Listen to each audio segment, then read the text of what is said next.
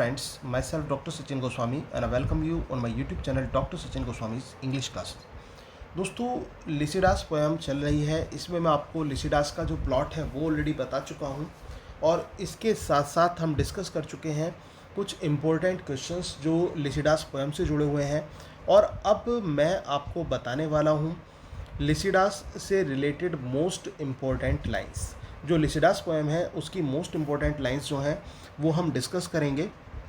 इससे पहले एक बार मैं फिर से शॉर्ट में प्लॉट बता देता हूँ लिसिडास पोएम का। दोस्तों जैसे कि आप जानते हैं लिसिडास जो ये पोएम है, लिसिडास पोएम जो पोइट है किसकी मृत्यु पर पोइट ने लिखी थी। तो लिसिडास पोएम को जो लिखा गया था दोस्तों वो लिखा गया था एडवर्ड किंग की मृत्यु पर। किसकी मृत्यु पर लिखा गया था? एडवर्ड किंग की मृत्यु पर लिखा गया था। अब ये एडवर्ड किंग कौन थे? इनके फ्रेंड थे, मिल्टन के फ्रेंड थे एडवर्ड किंग जो थे, और कैम्ब्रिज यूनिवर्सिटी के दौरान इनके दोस्त थे एडवर्ड किंग, और उनकी मृत्यु हो गई थी आयरिश कोस्ट सी में डूबने पर। तो वो सभी बातें मैं आपको बता चुका हूँ दोस्तों। तो इस ये जो पोएम है लिसिडास, तो ये किसको रिप्रेजेंट करती है? ये पोएम लिसिडास जो है ये रिप्रेजेंट करती है उनके शोक को, मॉर्नफुल वेल को मिल्टन के। किसके लिए? एडवर्ड किंग के लिए, जो कि इनके दोस्त हुआ करते थे। उनको ये दर्शाती है, उनके लगाव को, एक अटैचमेंट को दर्शाती है। और इसमें जो लिसिडास है वो कोई और नहीं है, वो पोइट का फ्रेंड ही है। तो दोस्तों ये जो पोएम स्टार्ट होती है, ये स्टार्ट होती है जो स्पीकर है, स्पीकर यानी कि जो मिल्टन है, वो क्या कर रहे होते हैं? वो लिसिडास के फ्यूनरल के लिए लीव्स को कलेक्ट कर रहे होते हैं। और जब वो लीव्स को कलेक्ट करते हैं तो वो बेरीज़ कलेक्ट करते हैं, आइवीज़ को कलेक्ट करते हैं। और जब वो देखते हैं कि जो बेरीज़ हैं और आइवीज़ हैं, ये जो फ्लावर्स हैं, ये जो लीव्स हैं, ये अभी पके नहीं हैं, और ये पके नहीं है, तो वो क्या कर रहे हैं? वो उनको किल कर रहे हैं। किसी सीज़न से पहले, उनके पकने से पहले ही वो उनको किल कर रहे हैं। और फिर उनको याद आती है कि जैसे मैं इनको किल कर रहा हूँ, तो उसी प्रकार से, जैसे मैं इनको किल कर रहा हूँ उसी प्रकार से मेरा जो दोस्त है, ठीक है ना, मेरा जो दोस्त है वो भी काफ़ी एक शॉर्ट एज में ही उसकी मृत्यु हो गई, वो भी छोड़कर चला गया। तो वो इसके बाद क्या करते हैं? जब वो इन लीव्स को कलेक्ट कर लेते हैं तो यहाँ पर जो स्पीकर है वो उनके मन में ये आता है कि वो कुछ मतलब अपना कुछ व्यक्त करें, कुछ दर्शाएं या फिर कुछ लिखें। किसके बारे में? अपने दोस्त के बारे में, एडवर्ड किंग के बारे में। तो यहाँ पर क्या होता है कि वो फिर म्यूज़ को जो है, म्यूज़ को याद करते हैं। अब म्यूज़ कौन है दोस्तों? म्यूज़ आप जानते हैं जो गॉडेस ऑफ पोएट्री है, उसको वो याद करते हैं। और जब वो उसको याद करते हैं तो वो उससे प्रेरणा लेना चाहते हैं कि वो उनको जो पेस्टोरल पोइट्स हुए हैं, जैसे कि थियोक्रिटिस हुए हैं, वर्जिल हुए हैं, उनकी तरह उनकी कलम में इतनी जान डाल दे कि वो अपने दोस्त एडवर्ड किंग के बारे में एक ऐसी कविता लिख पाएँ जो कि वास्तव में एक मिसाल बने। एक ऐसी कविता वो अपने दोस्त एडवर्ड किंग के बारे में लिखना चाहते हैं। और जो वो एडवर्ड किंग है वो कौन है? वो लिसिडास ही है। तो अब वो क्या करते हैं? वो अपना जो समय उन्होंने लिसिडास यानी कि एडवर्ड किंग के साथ जो बिताया था उसको याद करते हैं। और वो समय कब बिताया था उन्होंने? कैम्ब्रिज यूनिवर्सिटी में जो उन्होंने समय बिताया था वो याद करते हैं कि किस प्रकार से वो एक साथ पढ़ते थे और किस प्रकार से जो प्रोफेसर्स थे और उनका प्रेम उनको मिलता था, और किस प्रकार से जो स्टूडेंट्स का दल था वो उनके चारों तरफ इकट्ठा हो जाया करता था। उन सभी चीज़ों को वो याद करते हैं। इसके बाद दोस्तों, इसके बाद वो याद करते हैं, ठीक है, किसको? अपोलो को। अपोलो वहाँ पर जो है, यहाँ पर अपोलो आता है। अपोलो फिबिस के रूप में दिखाई दिया है दोस्तों। द गॉड अपोलो को यहाँ पर प्रेजेंट किया गया है। और गॉड अपोलो जब देखता है कि यहाँ पर जो मिल्टन है, ठीक है ना, वो परेशान है, तो मिल्टन को शांत करने के लिए अपोलो आता है। और अपोलो ये कहता है कि वो टेंशन ना लें, वो किसी भी प्रकार की परेशान ना हो। और as per the Christian religion कि उसका जो दोस्त है वो हेवन में गया है, और आकाश में, वहाँ पर हेवन में, स्वर्ग में उसको क्या मिलनी है? स्वर्ग में उसको प्रॉस्पेरिटी मिलनी है। स्वर्ग में उसको जो है एक तरह का एक शांति जिसको कह सकते हैं हम, वो शांति उसको स्वर्ग में मिलेगी। तो वो उसको जो है ना, ये एक तरह से ये कहकर जाता है कि वो बिल्कुल भी दुखी ना हो। अब मिल्टन को ये लगता है भाई जब ये सब कुछ हुआ होगा तो जितने भी ये कहते हैं कि वाटर गॉड होते हैं, सी गॉड होते हैं, निम्स वगैरह होते हैं, तो उन्होंने क्या किया उस समय, जो लिसिडास की मृत्यु हुई है, एडवर्ड किंग की मृत्यु, जैसे कि आप जानते हैं कि जहाज़ के डूबने से उनकी मृत्यु हुई, तो एडवर्ड किंग की आयरिश सी कोस्ट पर, तो वो ये कहते हैं कि उन्होंने क्या किया, जो सी गॉड्स वगैरह हैं। अब इसी बीच में जब वो उनको याद करते हैं तो जो वाटर गॉड्स हैं वो भी लिसिडास की मृत्यु पर मौन करने आते हैं। और यहाँ तक कि वो ये भी हम कह सकते हैं कि वो मिल्टन को एक तरह से समझाने वहाँ पर आ रहे हैं, ये हम कह सकते हैं। अब वहाँ पर नेपच्यून सन ट्रिटन है, वो सबसे पहले आते हैं। नेपच्यून का बेटा ट्रिटन जो है वो सबसे पहले आता है, और जब वो आता है, वो सारे वाटर गॉड्स वहाँ पर आते हैं, तो वो कोई भी लिसिडास की मृत्यु का जो एक तरह से होता है ना कि एक ब्लेम ले लेना, वो अपने ऊपर नहीं लेते, और बल्कि वो तो जो वाटर गॉड्स हैं वो तो यहाँ तक कि मिल्टन को ये बताते हैं कि जिस समय उसकी मृत्यु हुई थी कि जो हवा थी वो बहुत अच्छी चल रही थी और वाटर भी स्मूथ था, ये चीज़ वो बताते हैं। और वो जो जहाज़ जो डूबा, जहाज़ डूबने का कारण ये कोई फेलियर था या फिर किसी प्रकार का एक एक्लिप्स था, उसकी वजह से जहाज़ डूबा। अब सबसे लास्ट में दोस्तों मैंने आपको बताया अपोलो आए, फिर सी गॉड्स आए, और फिर उसके बाद लास्ट में आते हैं सेंट पीटर। सेंट पीटर जैसा कि आप जानते हैं कि एक सेंट है, और वो आते हैं, और इनको पायलट ऑफ गैलीलियन लेक के रूप में भी सेंट पीटर को जाना जाता है, और वो भी मौन करने आते हैं, मौन व्यक्त करने, अपना शोक व्यक्त करने आते हैं लिसिडास की मृत्यु पर। और जब वो लिसिडास की मृत्यु पर अपना मौन रिप्रेजेंट करते हैं तो उस समय वो एक तरह से एक स्पीच देते हैं, और वो स्पीच क्या कहते हैं, उस स्पीच में वो एक तरह से स्ट्राइक करते हैं, एक हमला करते हैं जो करप्ट क्लैर्गीमैन्स हैं उनके ऊपर वो करते हैं, जो भ्रष्ट पादरी हैं उनके बारे में बोलते हैं। और इसके अलावा वो बात करते हैं gates to heaven and hell की बात करते हैं, कि स्वर्ग और नर्क के दरवाजे की बात करते हैं। और वो ये उनको ये भी कहते हैं कि वो उसकी मतलब चिंता ना करें, स्वर्ग में उसको स्थान जरूर मिलेगा। अब जो फिर मिल्टन जो है अभी भी दुखी है, और मिल्टन जब दुख होता है तो वो जो फ्लावर्स वगैरह वहाँ पर होते हैं उनको वो बुलाता है, किस चीज़ के लिए, कि वो शोक व्यक्त करें लिसिडास की बॉडी के ऊपर फैलकर। लेकिन फिर उसको लगता है कि भाई लिसिडास की बॉडी तो मिली नहीं है, मतलब एडवर्ड किंग की जो बॉडी है वो मिली नहीं है, वो तो कहीं समुद्र में ही है।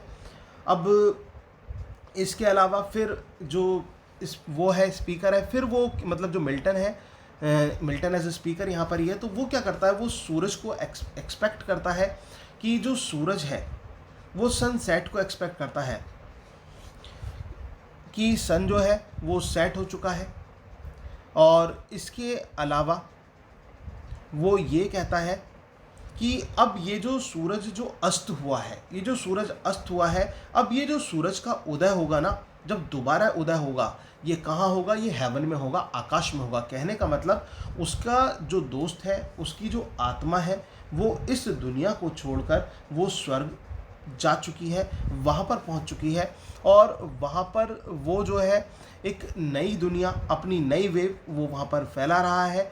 और इसके साथ साथ जो मिल्टन है, मिल्टन भी जो कि एक शेफर्ड के रूप में ही है यहाँ पर, वो वहाँ से छोड़ने का निश्चय कर लेता है कि अब मुझे इस स्थान को छोड़ देना चाहिए, अब यहाँ पर मेरी जगह कोई और आएगा, और कोई और कौन आएगा, कोई नया शेफर्ड लेगा। तो दोस्तों ये थी पोएम लिसिडास, जिसमें मैंने आपको बताया। इसकी मोटी मोटी बातों को ध्यान में रखना दोस्तों कि इसमें क्या है। सबसे पहली बात तो ये उनके दोस्त के लिए है, एडवर्ड किंग के लिए, जिनको लिसिडास कहा गया है, ठीक है। दूसरी बात ये कि वो उनका शोक व्यक्त कर रहे हैं, उनकी मृत्यु पर शोक व्यक्त कर रहे हैं। और पूरी मूवी कह रहा था, सॉरी, मैं जो पूरी की पूरी ये आपकी पोएम है, इसमें पूरी पोएम में आप देख सकते हैं कि एक जो मिल्टन है वो एक ऐसा एटमॉस्फेयर उन्होंने क्रिएट किया हुआ है जो कि पूरा दर्द से भरा हुआ एक एटमॉस्फेयर है, उसको क्रिएट किया हुआ है। और वाटर का जो प्रेजेंस है वो हमें चारों तरफ देखने को मिलता है। अब इसमें मिल्टन जब दुखी होते हैं तो वो इमेजिन्स करते हैं, वो कुछ फूलों को तोड़ते हैं, मतलब उनको लीव्स को तोड़ रहे हैं। लीव्स को किस लिए तोड़ रहे हैं? वो अपने दोस्त की मृत्यु जो सैया है उस पर सजाने के लिए वो तोड़ रहे हैं, लेकिन उनको लगता है कि ये तो पके भी नहीं है। फिर उनको याद आता है कि मेरा दोस्त की उम्र ही कौन सा पकी हुई थी, कहने का मतलब वो भी तो शॉर्ट एज में उनकी मृत्यु हो गई थी।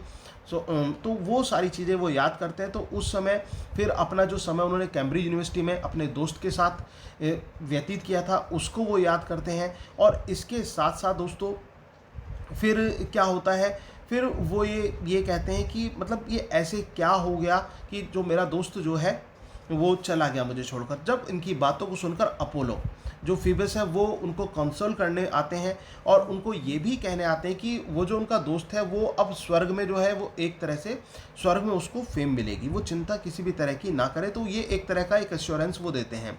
फिर उसके बाद वाटर गॉड्स आते हैं। वाटर गॉड्स अपनी बात रखते हैं, वो कहते हैं भाई हमारा कोई किसी भी तरह का दोष नहीं है और लिसिडास की मृत्यु के लिए मतलब हम वो अपने ऊपर कोई ब्लेम नहीं लेते। वो कहते हैं कि हवा भी बढ़िया चल रही थी, पानी भी स्मूथ था और शिप जो डूबा था वो इस वजह से डूबा था कि इसको जो है ना एक एक्लिप्स के दौरान बनाया गया था और इसमें फेलियर इस वजह से आया, तो ये इसके फेलियर का कॉज था। उसके बाद सेंट पीटर जो लास्ट में आते हैं और सेंट पीटर जो है वो अपनी स्पीच देते हैं और इसके साथ साथ वो यहाँ पर जो चर्च के पादरी हैं उनके बारे में भी बातें करते हैं, करप्शन के बारे में बातें करते हैं, बहुत सारी बातें वो इस तरह से करते हैं। और एट लास्ट फिर उसके बाद जो मिल्टन है वो फ्लॉर्स वगैरह को बुलाते हैं कि वो मॉर्न करें लिसिडास की बॉडी पर, लेकिन फिर उन्हें याद आता है लिसिडास की बॉडी तो मिली ही नहीं है, वो तो समुद्र में ही कहीं मिस हो गई है। तो वो ये चीज़ याद करते हैं और फिर उसके बाद वो कहते हैं कि अब तो सूरज ये छुप जाए ना तो ज़्यादा बेहतर है। और लेकिन सूरज छुपने के बाद एक नया सूरज उदय होगा और वो सूरज कहाँ उदय होगा? वो स्वर्ग में सूरज उगेगा। तो दोस्तों वो उसके बारे में बात करते हैं और फिर उसके बाद वो उस स्थान को छोड़ने का एक तरह से निर्णय कर लेते हैं कि वो उस स्थान को छोड़ देंगे। तो ये सब कुछ यहाँ पर किया गया दोस्तों। ये पोएम थी लिसिडास। अब हम आते हैं इनकी लाइंस पर, जो मोस्ट इंपॉर्टेंट लाइंस हैं जिनको आपको तैयार करना है, इन पर गौर करते चलना। सबसे पहले दोस्तों ये जो लाइन आती है, comes the blind fury with the abhorred shears and slits the thin spin life. यहाँ पर क्या कहा गया है? यहाँ पर ये कहा गया है कि फ्यूरीज को ब्लाइंड के रूप में रिप्रेजेंट किया गया है। ब्लाइंड फ्यूरीज दिखाई गई हैं कि वो घृणात्मक रूप से उन्होंने मेरे दोस्त पर हमला कर दिया और उसकी ज़िंदगी को उससे छीन लिया। इसके बाद दोस्तों ये वही है जो मैंने अभी आपको बताया, eight once more ye laurels. Laurels कौन है? लीव्स के लिए कहा गया है। मेटल्स भी लीव्स के लिए कहा गया है। लीव्स और फ्लावर्स के लिए बोला गया दोस्तों। और ये अनराइप्ड है। I come to pluck you berries harsh and crude. मैं यहाँ पर तुम्हें तोड़ने आया हूँ, मतलब लॉरेल्स को और मेटल्स को, बेरीज को जो पॉइंट है वो क्या करने आया है? वो तोड़ने आया है। विद फोर्स्ड फिंगर्स रूड, और कैसे? फोर्स्ड फिंगर्स के साथ, रूड वे में। Shattered your leaves before mellowing year, और वो ये कहता है कि मैं खिलने से पहले ही तुम्हें जो है यहाँ से तोड़ दूंगा, बिखेर दूंगा। तो और वो किसके लिए वो तोड़ना चाहता है? अपने दोस्त की मृत्यु के पर वो उसके लिए, उसको उसकी डेड बॉडी के लिए उसको तोड़ना चाहता है, प्लग करना चाहता है। तो वो यहाँ पर ये बात कहता है। आई होप कि ये क्लियर हो गया होगा। और दोस्तों यहाँ पर वो ये जो अनराइप वाली बात और राइप वाली बात मैंने आपको बताई, ये यहीं आती है कि वो पके भी नहीं है और तब भी वो उनको तोड़ना चाहता है। तो वो क्यों? क्योंकि उसको लगता है कि मेरा जो दोस्त है वो भी तो कच्ची उम्र में चला गया मुझे छोड़कर। तो ये यहाँ पर बहुत इंपॉर्टेंट लाइन्स हैं, इनको आपको अच्छी तरह तैयार करना है। And now the sun had stressed out the hills and now was dropped in to the western bay.